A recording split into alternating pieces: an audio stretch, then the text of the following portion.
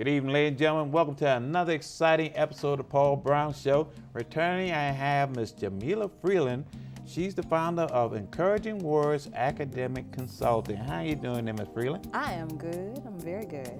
Okay, what's going on in the consulting firm? Tell us a little bit about Encouraging Words in consulting. Right. Well, just to let people know, the main things that we do are twofold. We help students and parents to understand how to reduce debt. So making college more affordable is one aim or one objective. The other thing is to help parents and students understand the process a bit more. So making it easier for parents and students as far as planning for college. How long have you been doing this consulting? Under Encouraging Words Correct. for myself. Encouraging Words. Not quite a year just yet, but I've been doing academic consulting and college admissions for over 18 years now. Okay. So what do you like most about when you're doing your consulting these? Is it just high school students or, who do you consult?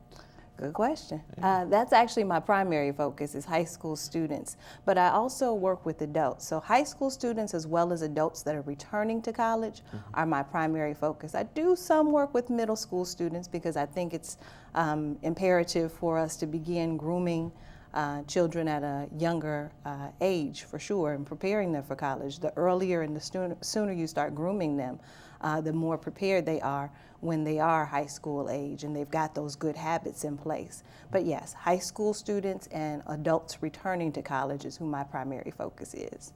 What do you consider to be the biggest problem that we have when we're trying to attend a college? Two things: not being academically prepared, not being financially prepared. And the implications there are numerous. What I would say drives me, and one of the things that honestly hurts my heart, is when I see student after student after student who maybe have attended college but haven't graduated, and they have maybe $60,000, $70,000, $80,000, $100,000 worth of debt. And I personally know of several incidents where individuals have that level of debt, even if it's $20,000 or $30,000. That's Correct. way too much debt to have, and then still not even have the degree to show for it. Not because they weren't intelligent enough to complete the degree. Obviously, if they have that level of debt, they were intelligent enough to get into college in the first place.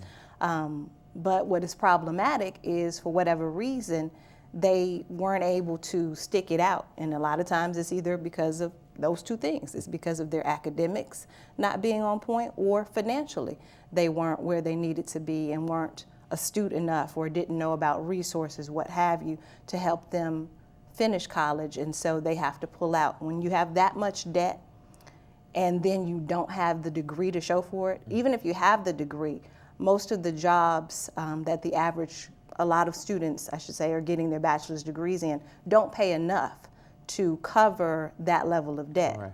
Okay, so that's the first thing. The other thing is when a student comes out of college and they don't have the degree, but they do have that level of debt, then that impacts everything. Those jobs that they maybe were intending to get, the whole purpose of them going to college was to get maybe a decent paying job. So now those decent paying jobs are out of reach because they haven't met that benchmark of finishing their degree to be able to obtain the job. So that to me is problematic, and that to me, like I said, it hurts my heart to see people in that level of debt, both when they graduate or even when they don't graduate, and then they can't even get the jobs that they were aspiring to get. What would you consider to be, how do we resolve that as far as being prepared for college? When should we get started as far as preparing for possible college? To me, I would say, well, one thing to solve that problem, they could come see me. Okay. So after they let's see get that out of the way after they Okay. come see me, or even before that. Grooming your kids for college preparedness starts to me as early as first grade. We used to joke when I was in college. I graduated for my undergraduate degree from the University of Illinois in Champaign-Urbana, Okay. Illinois, so shout out to them. But it was nothing to see, people come to the football games when their little kids are in a onesie that's orange and blue and that sort of thing. That grooming process, getting them indoctrinated into understanding what college is, what it's like to be on a college campus. I don't think it's, I don't think even starting before kindergarten is too early to begin just talking about college and talking about the importance of education, that sort of thing. I start working with students as early as 6th grade.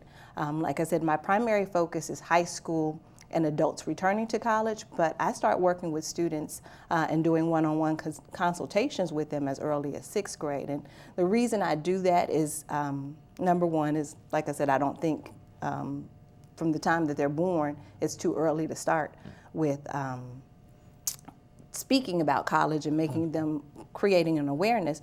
But something I've said before and something I'll say again and again is, if those who create prisons do not deem 3rd grade reading levels too early to determine academic success and to determine the trajectory of someone's life, then certainly starting, when they're babies or starting as early as 6th grade is not too early to start preparing those students for where they want to be and having productive lives.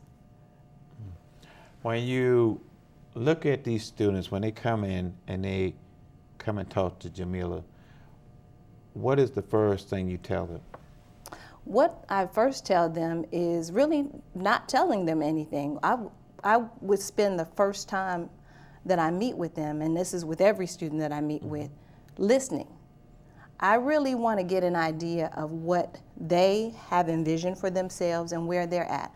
I can't know what plan of action to create for that student until I really know where they are. Some students I work with may have less than a 2.0. Some students that I've worked with have had a 4.0. So it just really depends. It runs the gamut. When I do my one-on-one consultations, though, the whole objective is to create a personalized plan of action, and in order to best do that and customize it for that student, I really have to gauge where they are and what they need. Okay, when you get in contact with these different schools, do you go inside the schools and inform them of your consulting?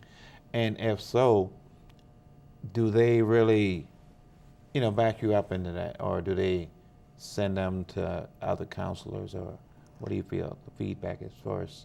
Well, really what I do, of course, when I'm in the schools, I let people know all of what I do. So that encompasses the one-on-one consultations that I do, the community workshops that I do where I inform parents and students, even outside the school, working with the libraries or what have you.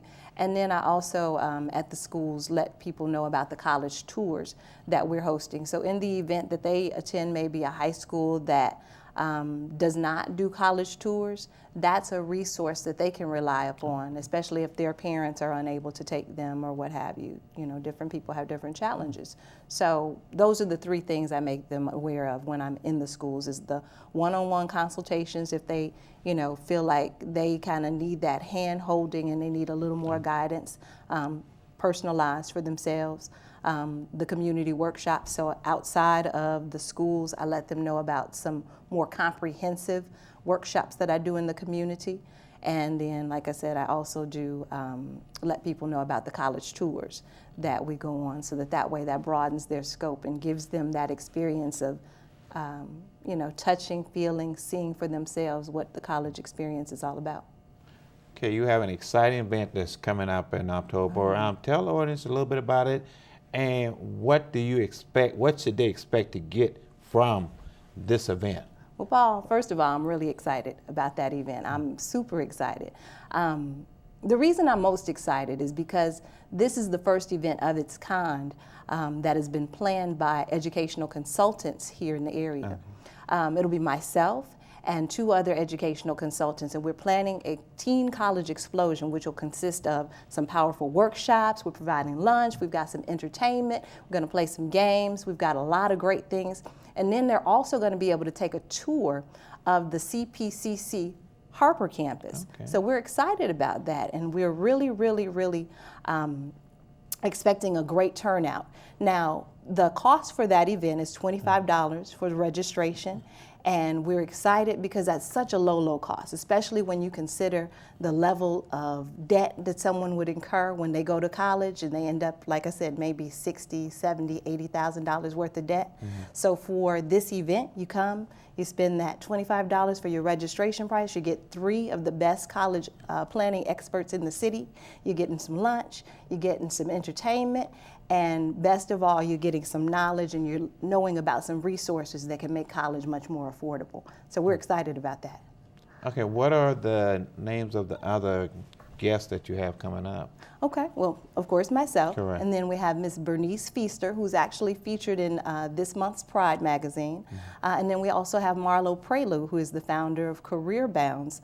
And Career Bounds is a great nonprofit organization here that does a lot of educational consulting and career planning with students as well. As a matter of fact, they just had a launch party this past week, and that was excellent. It's right downtown.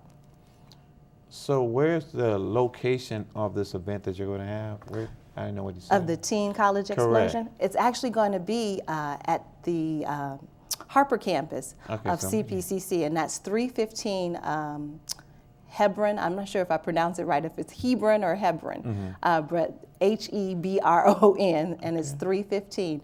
It's actually on the southwest side of Charlotte. So again, we're really excited about that. And I think the great thing is that parents and students will be able to come, learn a bit more, come with more knowledge, obviously, than or leave with more knowledge than they came with, and they'll be entertained, and we're feeding them. So that's always good. So when you see that parent comes in, what do you inform them as far as what you expect from them? For the one-on-one consultations that I do? That you're going to be doing with their child?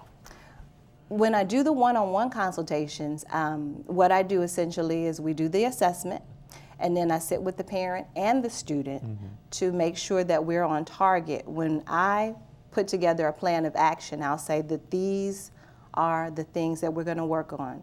It's usually between 3 and 6 things. So for example, with one student, especially if it's maybe a student who has some academic challenges, developing and showing them some strategies for study skills. If it's a student who's, let's say, maybe at a 3.8 or a 4.0, but that student just needs maybe a timeline as to when to apply to college, needs some resources for scholarship searches, or needs to work on their college essay and applications, those are the things we work on. So it totally depends on that parent and that student, what they're looking for and what their needs are.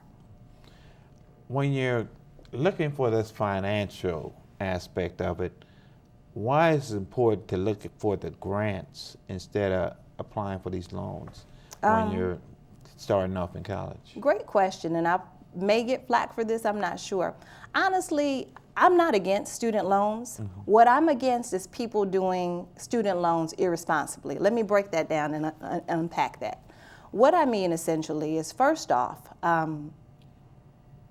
with student loans, typically they're going to be a lower interest rate than if you were to, get like a car loan, that sort of thing.